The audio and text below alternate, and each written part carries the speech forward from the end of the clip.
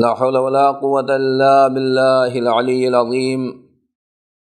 حسبنا الله ونعم الوكيل، نعم المولى ونعم النصير. أعوذ بالله من الشيطان اللعين الرجيم. بسم الله الرحمن الرحيم. نحمد ونصلي على رسوله الكريم وآله الطيبين الطاهرين المعصومين المظلومين. ماہ رمضان المبارک اور روزے داروں کی بہار اور مومنین اور نماز گزاروں کی قسمت سنوارنے کے دن اللہ رب العزت نے ہمارے لیے معین فرمائے ہیں. اس پروردگار کا لاکھ لاکھ شکر ہے، اس کا احسان ہے کہ اس نے ہمیں اپنے مہینے کی ضیافت اور اپنے مہینے میں اپنا مہمان قرار دیا ہے. مولا کائنات حضرت علی بن ابی طالب علیہ الصلاۃ والسلام ارشاد فرماتے ہیں کہ ایک دن پیغمبر اکرم حضرت محمد مصطفیٰ صلی اللہ علیہ وآلہ وسلم نے خطبہ دیا. ماہ شعبان کے آخری دن تھے اور حضور سرور کائنات نے ماہ رمضان المبارک کی عظمت اور فضیلت کے بارے میں ہمیں اس طریقے سے مخاطب کیا: ایھا الناس قد اقبل الیکم شہر اللہ بالبرکۃ والرحمہ والمغفرہ، شہر هو عند اللہ افضل الشہور وایامہ افضل الایام. حضور سرور کائنات نے ارشاد فرمایا کہ لوگوں، بے شک تمہارے سامنے اللہ کا مہینہ ہے اور خدا کا مہینہ آ رہا ہے جو تمہارے لیے رحمتیں لے کر آئے گا، برکت لائے گا، رحمت کے ساتھ آئے گا، والمغفرہ، اور اللہ کی طرف سے معافی اور مغفرت کی سوغات بھی تم کو حاصل ہوگی. اور یہ وہ مہینہ ہے جو اللہ کے نزدیک پروردگار عالم کی نگاہ میں سب سے زیادہ افضل اور بابرکت مہینہ ہے، اور اس کے دن بھی تمام دنوں سے افضل ہیں اور اس کی راتیں بھی تمام راتوں سے زیادہ بافضیلت ہیں. اس کی ساعتیں اور اس کے گھڑیاں، اس کے منٹ سیکنڈ، جس کو ہم اپنی زبان میں کہہ سکتے ہیں، یہ افضل الساعات، بہترین گھڑیاں ہیں. اور یہ وہ مہینہ ہے جس میں تمہیں اللہ رب العزت کی طرف بلایا گیا ہے اور پروردگار کی بارگاہ میں دعوت دی گئی ہے. عزیزان گرامی، دنیا میں جب انسان کسی کے یہاں مہمان جاتا ہے تو اسلامی طریقہ یہ ہے اور دنیا کا رسم و رواج یہی ہے کہ کوئی بھی مہمان اگر آتا ہے تو اس کی خاطرداری کی جاتی ہے، اس کا خیال رکھا جاتا ہے، اور جس طریقے سے بھی جیسا صاحب خانہ ہوتا ہے، میزبان ہوتا ہے، وہ اسی اعتبار سے اپنے مہمان کی خاطرداری کرتا ہے. اللہ نے رب العزت نے، پروردگار عالم نے اس مہینے میں جب ہمیں دعوت دی ہے تو یقیناً پروردگار نے ہمارے لیے خاطرداری کا بھی انتظام کیا ہے اور اس کے لیے وہی مواقع رکھے ہیں جو اس کی رحمت، اس کی عظمت اور اس کے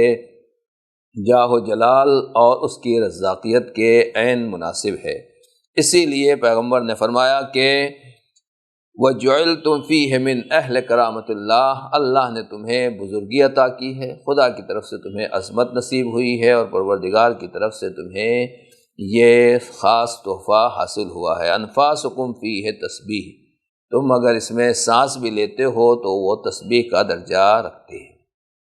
تو اللہ رب العزت نے مہمانی کے لیے بلایا ہے. اب مجھے یہ عرض کرنا ہے کہ ماہ رمضان المبارک میں جب ہم اللہ کے مہمان ہیں تو دنیا میں جب ہم کسی کے مہمان ہوتے ہیں تو پھر وہاں پر کیا حالات ہوتے ہیں. جیسا صاحب خانہ ہوتا ہے یا جس کے گھر میں جاتے ہیں، ہم مہمانی میں اسی طریقے سے پیش آتے ہیں. ایک دوست کا گھر ہے تو وہاں ہنسی مذاق، ہر طرح کا دوستی کا ماحول ہوتا ہے اور اس طریقے سے انسان اپنے دوست کے گھر میں رہتا ہے. اور اگر انسان کسی بزرگ کے گھر میں جا رہا ہے، کسی عالم دین کے گھر میں جا رہا ہے، کسی استاد کے گھر پہ مہمان ہے، یا اور کوئی محترم شخصیت ہے، کوئی بڑی شخصیت ہے، تو پھر اس میں اسی اعتبار سے اس کی مہمانی کا خیال رکھا جاتا ہے اور اسی تمام چیزوں کو وہ پیش نظر رکھتا ہے. یعنی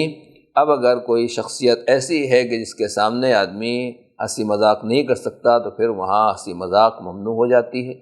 اور وہ ایک طریقے سے گویا اس کے اوپر پابندی لگ جاتی ہے. دوسری طرف کسی کے گھر میں جا رہے ہیں، اس کی اجازت کے بغیر کوئی چیز ادھر سے ادھر ہم نہیں چھو سکتے، اگر اس نے اجازت دے دی ہے تو سبحان اللہ ہم آزاد ہیں، لیکن جتنا سامان چھونے کی اور استعمال کرنے کی اجازت دی گئی ہے اتنا ہی سامان استعمال کیا جا سکتا ہے، اتنی ہی پرمیشن ہے۔ اگر ہم اس کو اپنے ساتھ میں لے کر جانا چاہیں، کبھی کبھی ایسا ہوتا ہے کہ کسی کے یہاں مہمان ہوئے اور کوئی چیز اچھی لگی اور اس کو جیب میں یا بیگ میں رکھ لیا، تو یہ بالکل اسلامی اعتبار سے صحیح نہیں ہے۔ میزبان چاہے کوئی بھی ہو، کسی کے گھر بھی ہم جا رہے ہوں، وہاں سے کوئی چیز بھی بغیر پرمیشن کے، بغیر اجازت کے آپ نہیں اٹھا سکتے، حتیٰ کہ ایک چیز ادھر سے ادھر نہیں رکھ سکتے۔ ہمیں مہمانی کے لیے جس طریقے کا حکم دیا گیا ہے، اسی اعتبار سے جو آداب اور طریقے ہیں، جو اخلاقیات ہیں، ان تمام چیزوں کی رعایت کرنا ضروری ہے۔ اگر ہم ان تمام اخلاقیات کی اور ان تمام چیزوں کی رعایت نہیں کریں گے تو ایک اچھے مہمان نہیں کہلائیں گے۔ جب اچھے مہمان نہیں کہلائیں گے تو دنیا میں آدمی یہی ہوتا ہے کہ بھائی ٹھیک ہے، اس بار تو آپ تشریف لے آئے، ہم نے آپ کو برداشت کر لیا، آئندہ کسی اور گھر کا دروازہ دیکھیے گا اور کوئی راستہ تلاش کیجیے گا، برائے مہربانی ادھر نہ آئیے گا۔ یہ ہوتا رہتا ہے اور یہ دنیا کے تقاضے اور دنیا کے طریقے ہیں۔ اسی طریقے سے اللہ رب العزت نے ماہ رمضان المبارک کو اپنی مہمانی کا، اپنے بارگاہ میں مہمانی کا مہینہ قرار دیا ہے، اور ہر انسان کو، ہر مسلمان کو یہ شرف دیا ہے کہ تم آؤ اور ہماری بارگاہ میں آنے کے بعد ہمارے مہمان بن جاؤ، اور اس مہمانی کے ذریعے سے تم ہماری بارگاہ میں بلندی حاصل کر لو۔ تو اسی طریقے سے پروردگار عالم کی بارگاہ میں بھی مہمانی اور مہمان نوازی کے بہت سے خیالات اور آداب کا خیال رکھنا پڑے گا، بلکہ حق اور حقیقت یہ ہے کہ واللہ وہ ہے کہ 11 مہینے اگرچہ ہم پورے 11 مہینے اس کی بارگاہ میں رہتے ہیں اور ہر وقت اس کی نگاہوں کے سامنے ہیں، لیکن خاص طور سے ماہ رمضان المبارک میں ہم ایک مہینہ پورا اس کی مہمانی میں ہیں، خاص طور سے نگاہوں کے سامنے تو تھے ہی، لیکن اس کے ساتھ ساتھ اس کی بارگاہ میں اس کے مہمان بھی ہیں۔ جب اس کے مہمان ہیں تو پھر ہمیں ان تمام چیزوں کا خیال رکھنا ہوگا جس طریقے سے جو طریقہ اللہ رب العزت کو پسند ہے، اور ان تمام چیزوں میں مزید ہمیں اور آگے بڑھ کر کوشش کرنا ہوگی۔ اب میں آپ کی خدمت میں عرض کروں کہ پیغمبر اکرم حضرت محمد مصطفیٰ صلی اللہ علیہ وآلہ وسلم نے یہی ارشاد فرمایا اور اس خطبے میں ہمیں یہی بتایا ہے کہ دیکھو کہ تم اس مہینے میں آ رہے ہو اور اللہ کے مہمان بن رہے ہو، تو خدا کا مہمان بننے کے لیے کیا ہے؟ دنیا کے مہمان کے لیے کسی کے گھر بھی ہم جاتے ہیں، کہیں کوئی مسافر آتا ہے، کسی کا مہمان ہوتا ہے تو وہ گفٹ لے کر آتا ہے اور صاحب خانہ کو خوش کرنے کی کوشش کرتا ہے۔ لہٰذا پیغمبر نے بھی فرمایا کہ دیکھو اگر تم اس مہینے میں مہمان ہو تو کچھ خدا کی طرف سے گفٹ ہیں اور کچھ تمہیں اللہ کی بارگاہ میں پیش کرنا ہے۔ خدا کی طرف سے گفٹ کیا ہے کہ اللہ نے تمہیں اہل کرامت بنایا ہے، تمہاری عزت اور تمہارے شرف کو بڑھا دیا ہے اس مہینے میں، اور جو تم سانس بھی لوگے اس مہینے میں وہ تسبیح شمار ہوگا، اور اگر سوگے بھی تو یہ بھی عبادت لکھا جائے گا، اور جو کچھ بھی عمل کرو گے وہ عمل انشاءاللہ مقبول ہوگا، تمہاری دعائیں مستجاب ہوں گی اور قبول ہوں گی۔ اب پیغمبر فرماتے ہیں کہ اللہ کی بارگاہ میں گفٹ پیش کرنا ہے، کس طریقے سے خدا کی بارگاہ میں حاضر ہوں؟ فرماتے ہیں فَصَلُوا اللَّهَ رَبَّكُمْ بِنِيَّاتٍ صَادِقَةٍ۔ دیکھو سب سے پہلے تو یہ ہے کہ اللہ کی بارگاہ میں جو بھی سوال کرو اور خدا کی بارگاہ میں جس طریقے سے بھی حاضری دو، تمہاری نیت خالص ہونا چاہیے، یعنی ماہ رمضان کو ہمیں اللہ کی بارگاہ میں حاضری کے لیے خلوص اور دولت اخلاص حاصل کرنے کی ضرورت ہے۔ دنیا میں ہم جتنے کام کرتے ہیں کہیں نہ کہیں شیطان کوشش یہ کرتا ہے کہ ہم سے دولت اخلاص کو چھین لے، اور واقعاً کسی نہ کسی طریقے سے ریاکاری آ جاتی ہے اور آدمی دوسری طرف بہک جاتا ہے۔ مشہور واقعہ ہے ایک بزرگ عالم دین کا کہ مسجد سہلہ میں وہ رات میں نماز پڑھ رہے تھے، تنہائی میں سجدے کی حالت میں ہیں، سبحان اللہ سبحان اللہ، بڑے خلوص کے ساتھ نماز ہو رہی ہے اور اپنے پروردگار سے راز و نیاز کر رہے ہیں، اس میں کہیں سے کہیں تک خلوص میں کوئی کمی نہیں تھی۔ لیکن چیک اپ ہوتا ہے کہ کس طریقے سے ہم دیکھیں کہ ہمارا خلوص کس منزل پر ہے۔ کبھی کبھی ایسا ہوتا ہے کہ ہم واقعاً خلوص میں ہیں، لیکن درمیان میں کہیں نہ کہیں شیطان آ کے اس خلوص کو توڑ دیتا ہے، ختم کرتا ہے، اور وہ ہم سے اس دولت کو چھیننا چاہتا ہے۔ تو وہ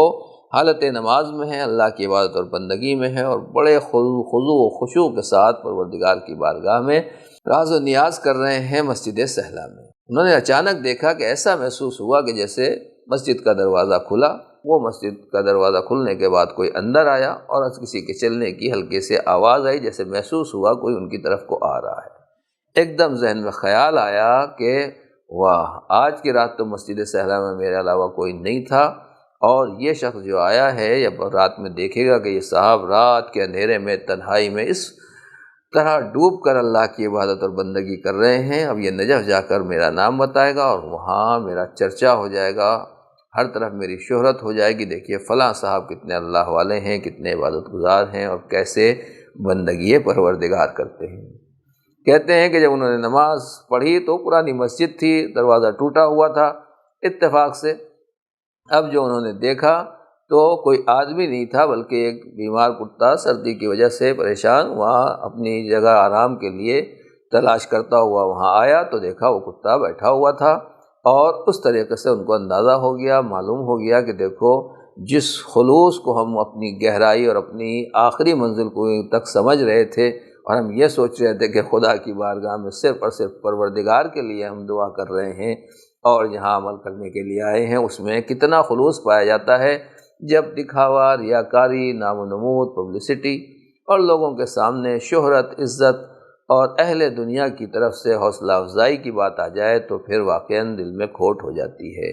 بات یہ ہے کہ نماز 5 منٹ کی ہے، اس میں خلوص کو باقی رکھنا ہے، اور اسی طریقے سے اور دعائیں ہیں، 5 منٹ، 10 منٹ، آدھا گھنٹہ، 1 گھنٹہ، اس میں ہمیں خلوص کو باقی رکھنا ہے۔ لیکن ماہ رمضان المبارک ایک دن کا نہیں بلکہ پورا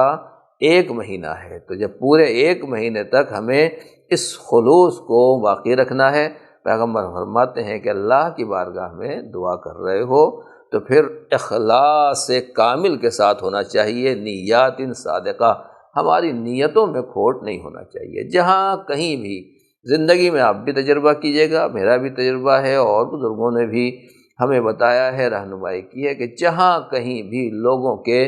دلوں میں کھوٹ پیدا ہوتا ہے، اچھے سے اچھے کام خراب ہو جاتے ہیں، اور جب نیتیں صحیح ہو جاتی ہیں تو بگڑے کام صحیح ہو جاتے ہیں، اور اس کے ذریعے سے آدمی ترقی کرتا ہے۔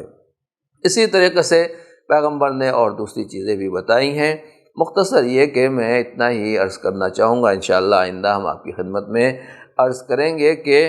اس ماہ رمضان المبارک میں ہمیں کیا کرنا ہے اور کس طریقے سے پروردگار کی بارگاہ میں حاضری دینا ہے۔ خاص طور سے اللہ کے نبی نے جو فرمایا ہے، جو ہدایت دی ہے، ان کے اوپر عمل کرنا ہے، اور خصوصی طور کے اوپر ہر ایک کی یہ ذمہ داری بنتی ہے کہ کوشش یہی کریں کہ ماہ رمضان المبارک کا چاند دکھائی دینے کے بعد سے عید کا چاند دکھائی دینے تک کوئی بھی ایسی غلطی نہ ہو، ایسی بھول چوک نہ ہو جس سے پروردگار ناراض ہوتا ہے، جس سے امام زمانہ کو تکلیف پہنچتی ہے اور ان کو خدا کی بارگاہ میں ہماری وجہ سے شرمندگی کا سامنا کرنا پڑ سکتا ہے۔ رب کریم سے یہی دعا ہے، معبود پروردگار ہم سب گنہگار ہیں، خطا کار ہیں، اور